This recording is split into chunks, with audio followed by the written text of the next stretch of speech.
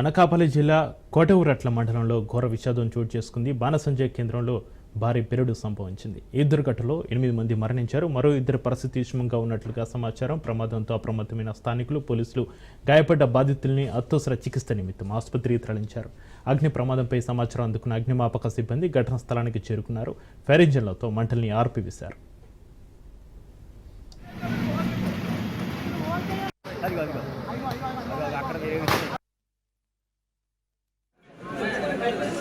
అలాగే అలాగే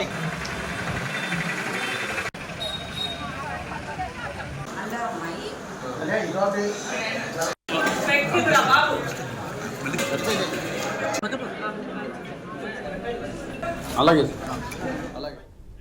కోటవురట్ల మండలం కైలాసపట్నం గ్రామ శివారులో బాణసంచ తయారీ కేంద్రంలో అగ్ని ప్రమాదం జరిగింది. ఈ ప్రమాదంలో మృతుల సంఖ్య అంతకంతకు పెరుగుతున్నట్లుగా తెలుస్తుంది. గాయపడ్డ మిగిలిన క్షతగాత్రులకు ఆసుపత్రిలో చికిత్స కొనసాగుతుంది. ఆదివారం కావడంతో బాణసంచ కేంద్రంలో పనిచేసేందుకు 15 మంది మాత్రమే వచ్చినట్లుగా తెలుస్తుంది. లేదంటే అపార ప్రాణ నష్టం జరిగి ఉండదని అధికారులు చెబుతున్నారు. మరోవైపు ప్రమాద ఘటనపై జిల్లా కలెక్టర్ విజయ్ కృష్ణన్ విచారణకు ఆదేశించారు. అలాగే అలాగే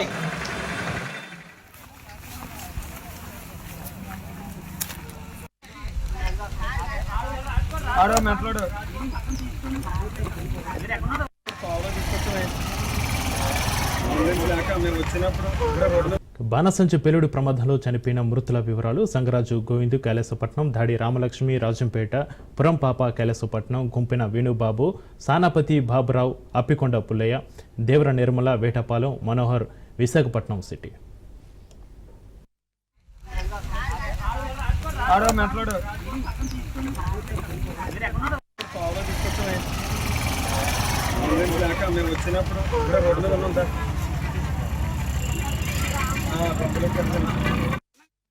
సరే, ఈరోజు మనకి కోటవరట్ల మండలం కైలాసపట్నంలో ఉన్నటువంటి ఫైర్ క్రాకర్స్ మ్యానుఫ్యాక్చర్ అనే ఫ్యాక్టరీ ఒకటి ఫైర్ ఏం జరిగిందని చెప్పేసి మన స్టేషన్కి ఫోన్ చేసి చెప్పడం వల్ల మనం వెహికల్తో స్టాఫ్ సిబ్బందితో కూడా వచ్చేసరికి ఆటోమేటిక్గా చాలా వరకు ఇది బ్లాస్ట్ అయిపోయి కొంతమంది చనిపోవడం జరిగింది, కొంతమంది గాయపడ్డారు. గాయపడిన వారిని అంబులెన్స్ లోని సంబంధిత నర్సీపట్నం ఏరియా హాస్పిటల్ తీసుకెళ్లడం జరిగిందట.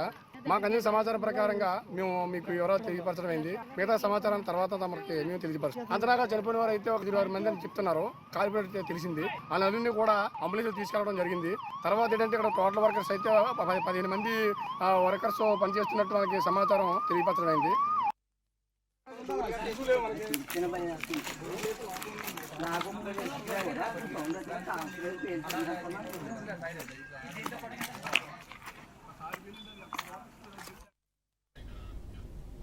అనకాపల్లి జిల్లా కోటవురట్ల మండలంలో ఘోర విషాదం చోటు చేసుకుంది. బాణసంచ కేంద్రంలో భారీ పేలుడు సంభవించింది. ఈ దుర్ఘటనలో 8 మంది మరణించారు. మరో 2 పరిస్థితి విషమంగా ఉన్నట్లుగా సమాచారం. ప్రమాదంతో అప్రమత్తమైన స్థానికులు, పోలీసులు గాయపడ్డ బాధితుల్ని అత్యవసర చికిత్స నిమిత్తం ఆసుపత్రికి తరలించారు. అగ్ని ప్రమాదంపై సమాచారం అందుకున్న అగ్నిమాపక సిబ్బంది ఘటనా స్థలానికి చేరుకున్నారు. ఫైర్ ఇంజన్లతో మంటల్ని ఆర్పేశారు.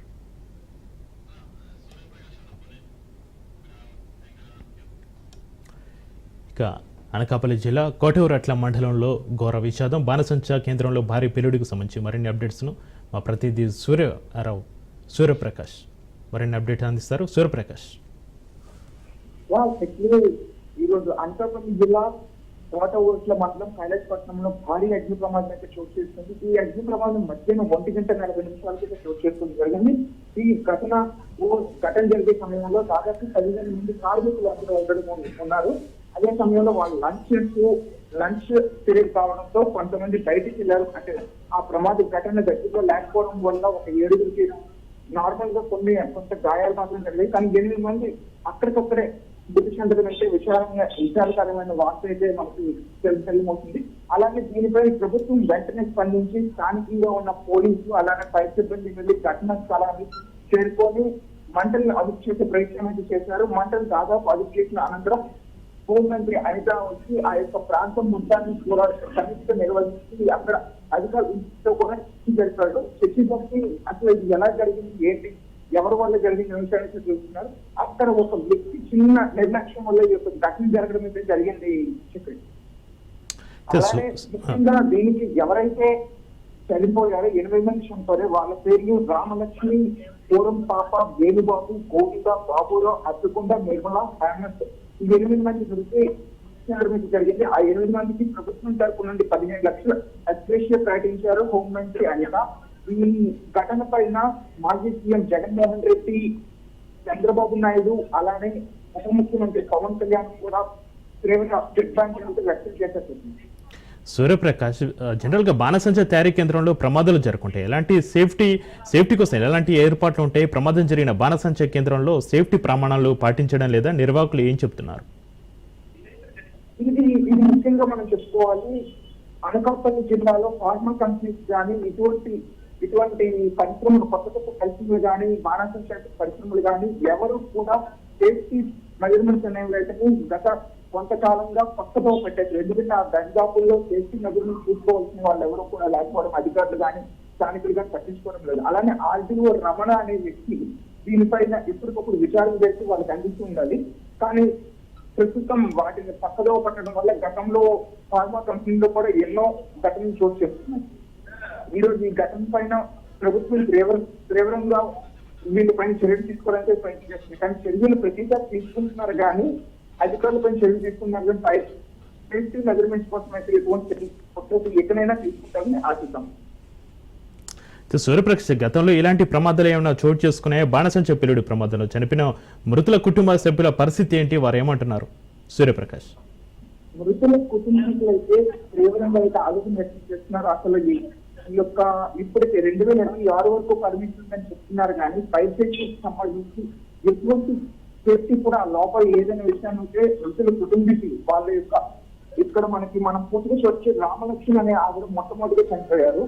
ఆవిడ వయసు, ఆవిడ బిడ్డలను పెంచుకుంటూ ఎంతో కష్టపడి ఆవిడ పనిచేయడానికి వస్తుంటారు. కానీ లోపల చూస్తే మనం ఆ విజువల్స్ లో కూడా చూసాము, లోపల ఎక్కడ కూడా ఎటువంటి ఫైర్ సేఫ్టీ, ఫైర్ ప్రజలను చేసే ఎటువంటి వాడకపోవడం వల్ల ఈ ఘటన జరిగిందని కుటుంబీకులు అయితే ఆరోపిస్తున్నారు.